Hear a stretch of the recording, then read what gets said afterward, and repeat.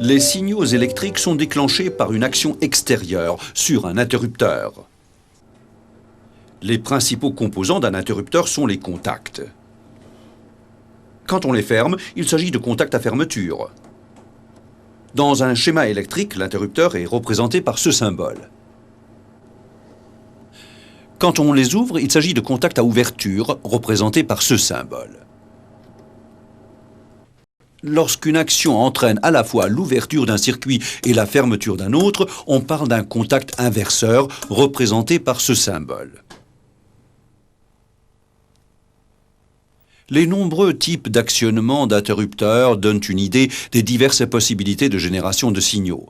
Possibilités que nous vous montrons toujours en prenant comme exemple le contact à fermeture.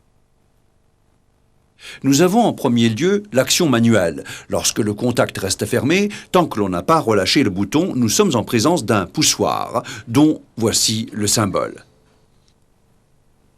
Lorsque le contact reste fermé, nous avons alors un interrupteur. Sur le symbole, ce dernier est représenté par un cran. Le contact n'est rouvert que si l'on appuie à nouveau dessus. Le capteur de fin de course que vous voyez là est un exemple de générateur mécanique et automatique de signal. Utilisé ici comme détecteur de position, il ferme automatiquement le circuit électrique quand la tige de piston vient actionner le levier à galet.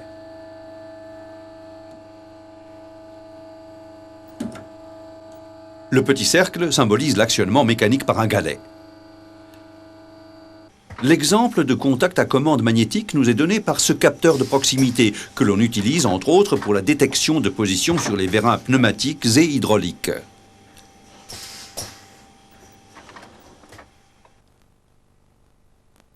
Un aimant permanent placé sur le piston attire la lamelle de contact qui ferme le circuit électrique.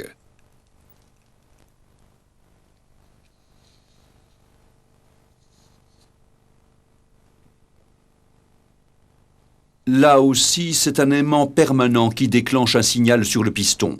Son champ magnétique agit sur le champ d'un capteur inductif. Cette modification est enregistrée par un dispositif électronique qui ouvre ou ferme le circuit électrique.